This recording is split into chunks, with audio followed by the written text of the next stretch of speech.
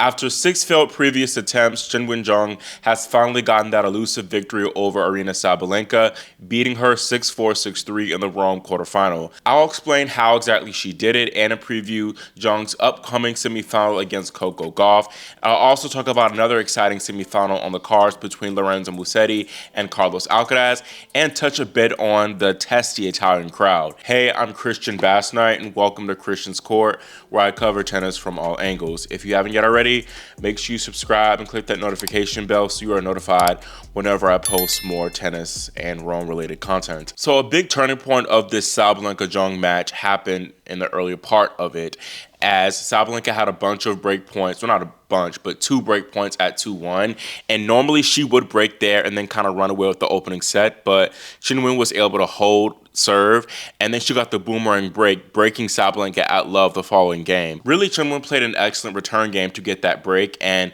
I feel like this time the deeper return position for Qinwen actually helped her a lot, and perhaps it was also because of the clay, but Qinwen was able to really get the return back on Sabalenka deep and applying pressure. Zheng, she did also return well in Miami, and she broke Sabalenka there a few times, but in that previous Miami match, she struggled to hold her own serve, which was perhaps the biggest improvement against Sabalenka here in Rome.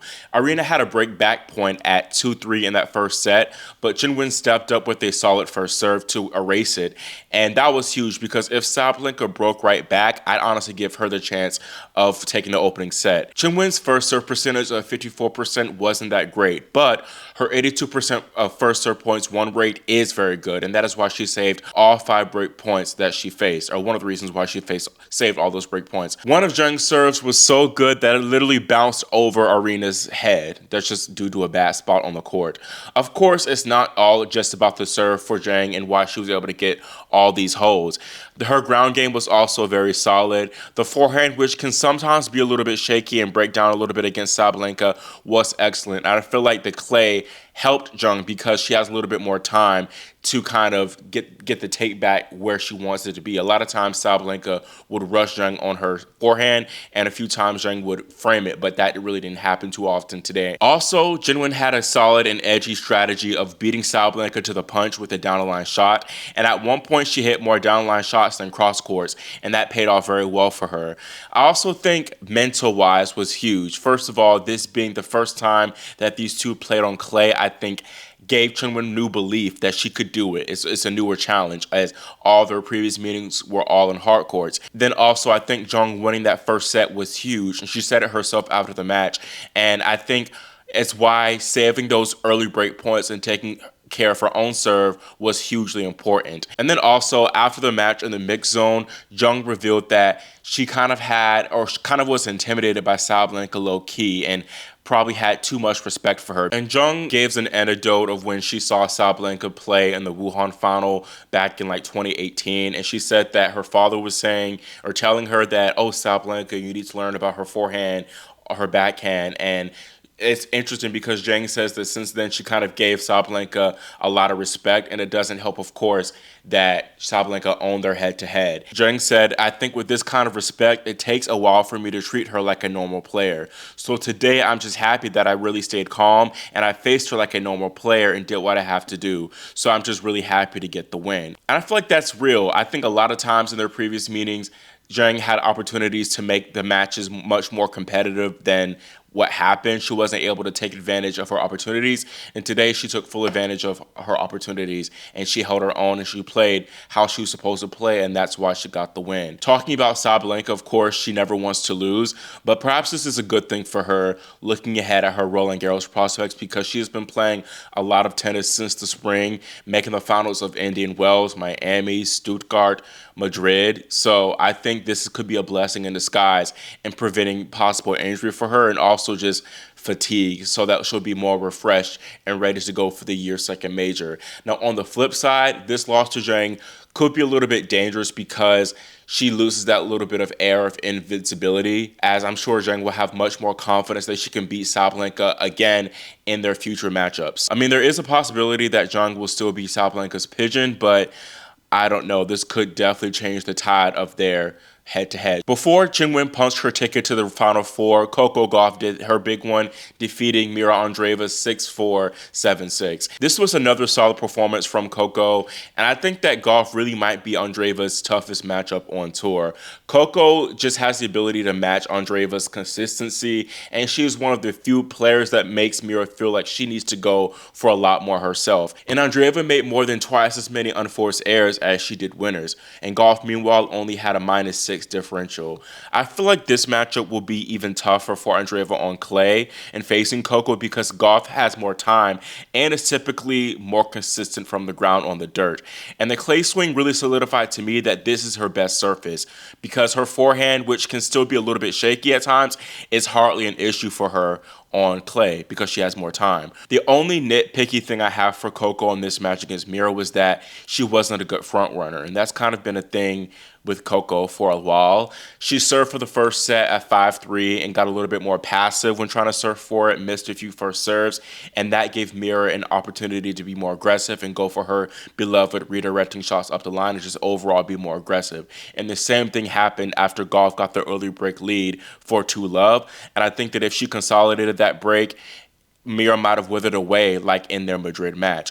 But credit to Andreeva, though, for elevating her level and pressuring Coco. She definitely had her chances to send this one into 3 sets, but the utmost praise still needs to be given to Gauff for being the more solid of the two in the end. Now, looking ahead to Gauff and Zheng, this is going to be their first meeting since that epic WTA Finals Championship, which Coco took 3-6, 6-4, 7-6. That match was very interesting because Qinwen led by a score of 6-3, 3-1, and she was really in firm control, but Coco clawed her way back. And even in the third set, Qinwen had opportunity to close it out, but Coco, still being the little bit more match tough of a player, scraped through in the end and got her hands on the year-end championship trophy. And really that match was just, again, crazy, top 3 match of the year. These two also played in Rome actually last year in the quarterfinals. They played a tight first set that went a tiebreaker in Coco's way, and then Gauff just ran away with the win in the end, taking it by a score of 7-6, 6-1. I was more looking forward to another potential Gauff-Zheng match as opposed to a Gauff-Sabalenka semifinal, being totally honest. These two, I feel like, always just give each other a tough one. They have fairly similar game styles. They're both great athletes and both have heavy forehands and also powerful backhands, and they're also excellent returners. I expect a lot of high-quality, edgy rallies in this semifinal. I feel like a big thing in deciding this matchup will be whoever serves stronger. There were a lot of breaks of serve in the WTA Finals match, and I expect the same thing here, low-key. I don't know if Qinwen can sustain that type of serving that she did against Sabalenka against Coco, because I think that Gauff will just return better than Sabalenka did. I think that Qinwen has the advantage in that this match will be played at night, even though their Rome quarterfinal from last year was played at night too. Zheng, her last few matches have been played in these type of conditions, so she might be more used to it, whereas Gauff's last few matches have been played during the daytime. Also, I feel like Qinwen did look in slightly better form against Sabalenka than Coco did against Mirra in the quarterfinals. I feel like Zheng served better, and she also looked more solid from the ground. And then there's the revenge factor. Qinwen might be very, very eager for revenge after that heartbreaking WTA Finals final loss. Now, talking about Coco, I think that she overall has the mental edge. Gauff has accomplished more than Qinwen has this year. She's already made a final in Madrid, and of course she won the United Cup, even though that doesn't count as an individual title. Zheng is going to be looking for her first final of this season and her first 1,000 final on the clay. Coco also is just an excellent competitor, and she has had to navigate more ups and downs this tournament than Qinwen has, which I think could aid her in the crunch time like it did in the WTA Finals. This match is a little bit tough for me to pick. I don't even have a winner written down right now because I don't know. It's kind of like throwing a dart at a wall. I think it's going to go 3 sets. If I had to pick a winner, I'd say, I guess Zheng. I just feel like she's playing a little bit better right now. It might be her time, but for me, I feel like this one goes a little bit like either way. It's tough. Now, of course, I can't neglect the first semifinal of the day for day 10, and that's between Jasmine Paolini and Peyton Stearns.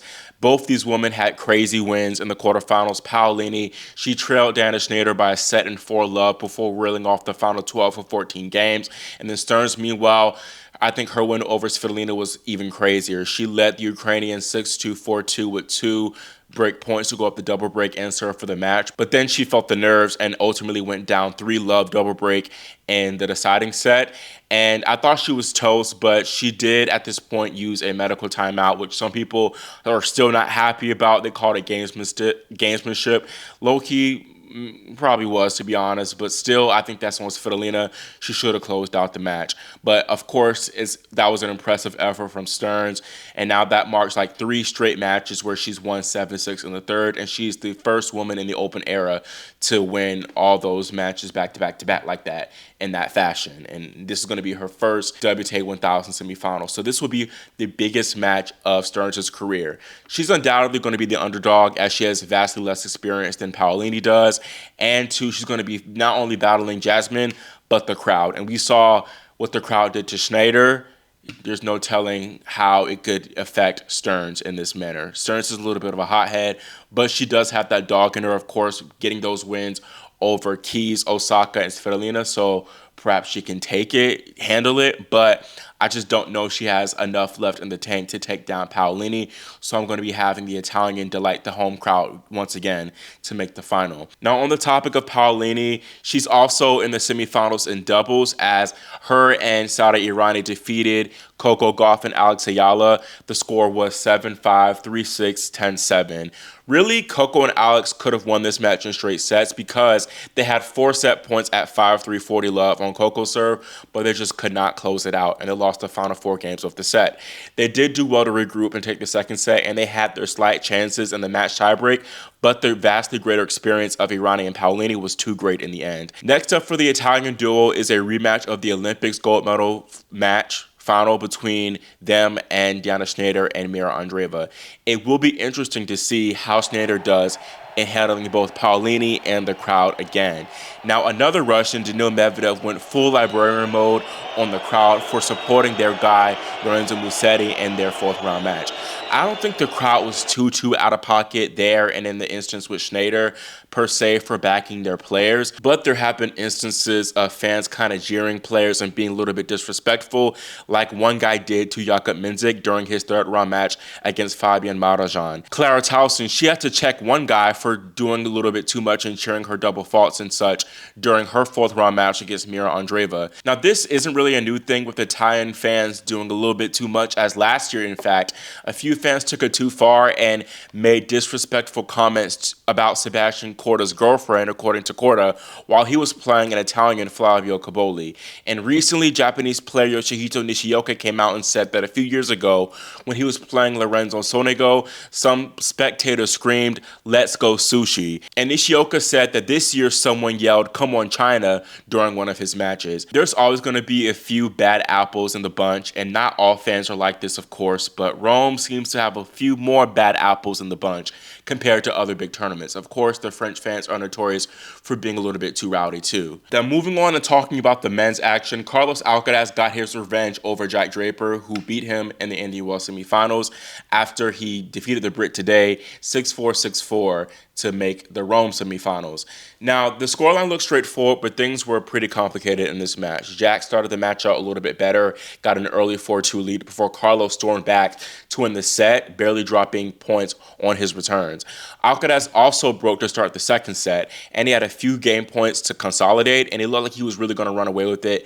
Jack was looking very dejected and out of sorts, but he let the Brit off the hook a little bit with some few errors, while Draper ramped up his forehand speed again and looked primed to take the second set. Jack had 2 break points at 4-3 to then serve for the set, but Carlos clawed his way out of that intense game, and he just ran away with the match. He broke at love and then held at 15 to seal his maiden semifinal in the Eternal City.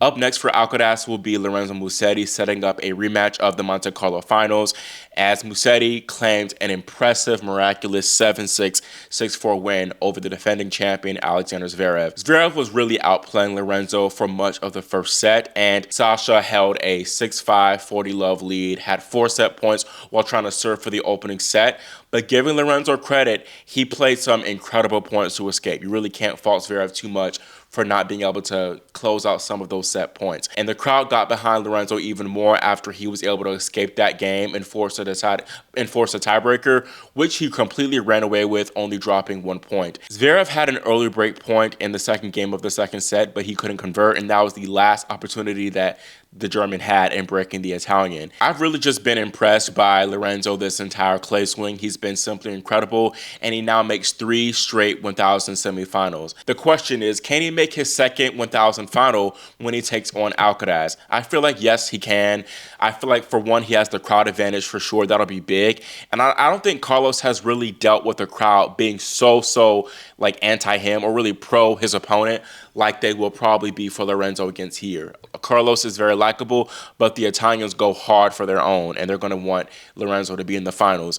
I think that Musetti definitely proved that he has the game to trouble and beat Carlos in the Monte Carlo final, although Carlos won that by a score of 3-6, 6-1, 6-love. Lorenzo won the opening set, really just outplaying Carlos, and there's no telling what could have happened in the deciding set if he hadn't gotten injured. So that one's going to be another tough one for me to call. I think being truly transparent, Lorenzo has been in more solid form compared to Carlos, and I might give him the edge to actually take this one and make the finals. On the topic of Italians, of course, the big dog Jannik Sinner is looking to make the semifinals and join his compatriot Musetti. He'll be taking on Casper Ruud, who he has a 3-0 head-to-head against, and they most recently met at the ATP Finals semifinals, where Sinner just mollywopped Ruud by a score of 1-2. Now, all their previous meetings were indoor hard courts, though. This is going to be their first meeting on clay, which these conditions obviously favor Ruud more, as clay is his favorite surface and hard is Sinner's favorite surface. Sinner, he has been getting better match by match, and he recently got a great win over Francisco Cerundolo in the 4th round, who was very dangerous. He won that match in straight sets 7-6, 6-3. Now, the Argentinian did let him off the hook, though, a few times with his choking tendencies, and I feel like Casper will not do this as much. I feel like Sinner will still have to raise his game and level another notch if he wants to make the semifinals. Overall, Jannik has more moxie than Casper does, although Ruud is flying high off of that maiden 1,000 title, so perhaps that could be the deciding factor in him being able to get over the hump and get that first win over Sinner, ending the Italians' win streak of 24 matches in a row. Now, Jannik, even though he did not play on day 9, he still made headlines as Pope Leo XIV, the new Pope, received Sinner. They met in the Vatican today, and Leo, he is an avid tennis fan, and Sinner brought his rackets when meeting him, and they also brought the Billie Jean King Cup and Davis Cup trophies as Italy swept both those titles. And the Pope joked before that there should be a charity match, but he wouldn't invite Jannik because of his last name, so it's nice to see that they made up today and they met. That was a nice moment, and I think it's a great look for tennis overall in growing the sport. Now, I can't neglect that other men's quarterfinal between American Tommy Paul and Hubert Hurkacz. The last time they played was actually in the Rome quarterfinals last year, which Paul won by a score of 7-5, 3-6, 6-3.